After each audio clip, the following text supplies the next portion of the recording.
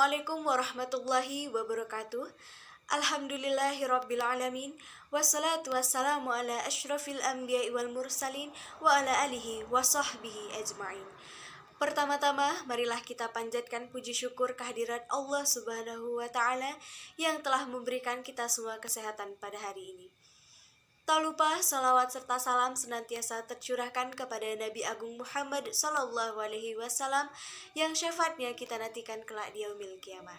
Baiklah, pada kesempatan yang berbahagia ini, saya Patmita Giana bersama dua rekan saya, Muhammad Teddy Saputra dan Yasmin Aslia Zahra. Kami dari kelompok 3, kelas manajemen dakwah A tahun 2020, Fakultas Dakwah dan Komunikasi Universitas Islam Negeri Raden Fatah Palembang, dalam mata kuliah Filsafat Dakwah dengan dosen pengampu Ibu Dr. Nusari Hasnah Nasution Magister Agama. Di sini kami akan memaparkan materi dari makalah kami tentang metode studi filsafat dakwah.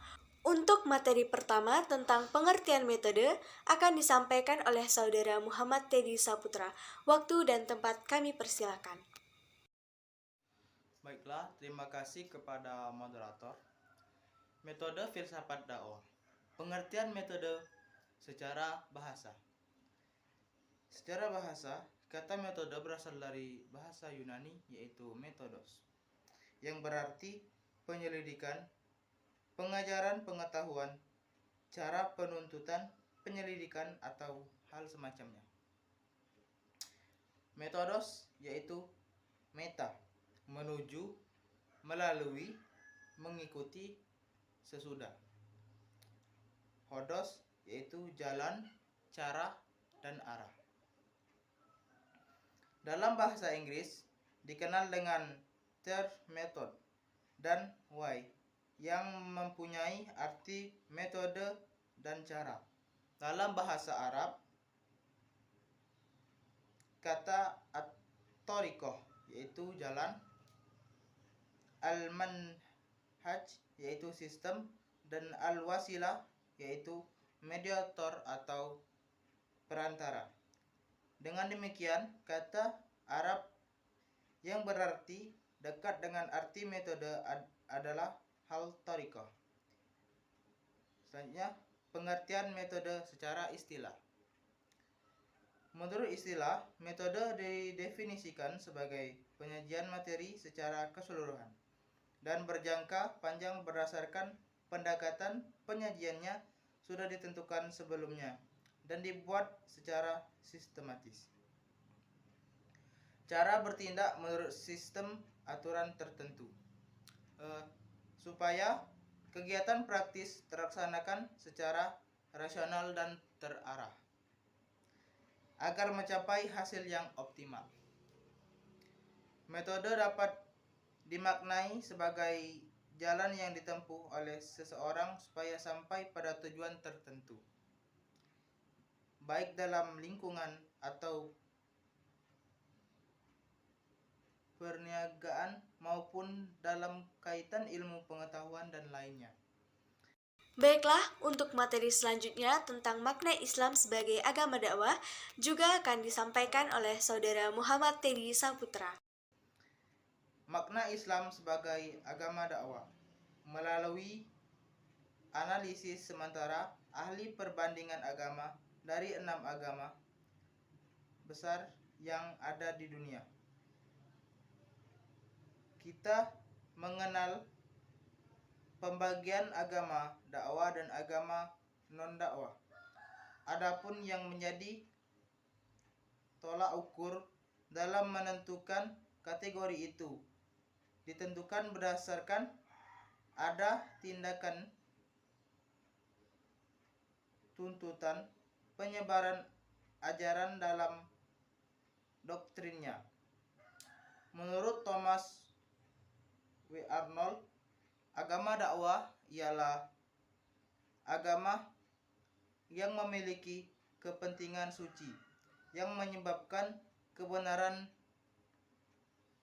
dan menyadarkan orang kafir sebagai dicontohkan sendiri oleh penggagas agama itu dan diteruskan oleh para penggantinya. Agama Islam Kristen, dan Buddha termasuk agama dakwah. Sedangkan agama Yahudi, Majusi, dan Hindu termasuk agama non-dakwah.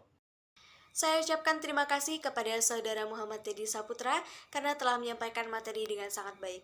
Dan untuk materi yang terakhir tentang metode filsafat dakwah akan disampaikan oleh Saudari Yasmin Asilia Zahra. Waktu dan tempat kami persilakan.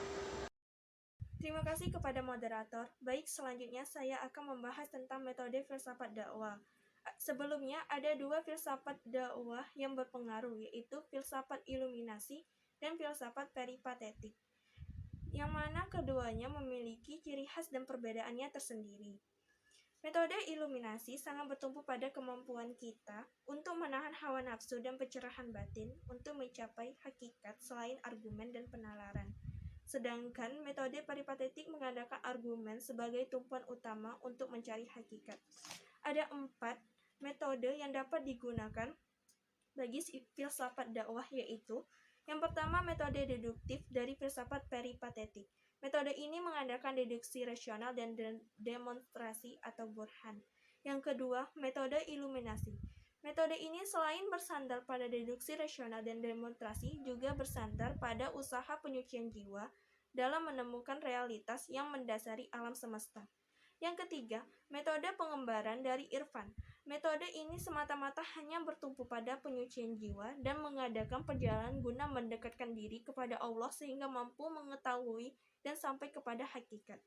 Dan yang terakhir, metode kalam. Metode ini bersandar pada deduksi rasional disertai prinsip kelembutan atau kaidah al-luf dan mendahulukan segala sesuatu yang lebih baik atau wujud al-islah. Jadi, dapat ditarik kesimpulan yaitu metode merupakan cara teratur dan terpikir baik-baik untuk mencapai maksud atau dalam ilmu pengetahuan dan sebagainya. Metode dibagi menjadi 4, yaitu metode iluminasi bertumpu pada kemampuan untuk menahan hawa nafsu. Yang kedua, metode peripatetik mengandalkan argumen dan mencari hakikat. Metode tasawuf atau irfan bertumpu pada penyucian jiwa dan mendekatkan diri kepada Allah. Dan yang terakhir, metode kalam, disertai prinsip kelembutan dan mendahulukan segala sesuatu yang lebih baik. Saya ucapkan terima kasih kepada Saudari Yasmin Asilia Zahra karena telah memaparkan materi tentang metode filsafat dakwah sekaligus kesimpulan dari makalah kami. Baiklah teman-teman, demikianlah materi yang dapat kami sampaikan. Apabila ada kekurangan dan kesalahan dalam presentasi ini, kami mohon maaf dan kepada Allah kami mohon ampun. Terima kasih sudah menonton video ini sampai akhir dan jangan lupa untuk like, comment, dan subscribe. Wabillahi taufiq wal hidayah. Wassalamualaikum warahmatullahi wabarakatuh.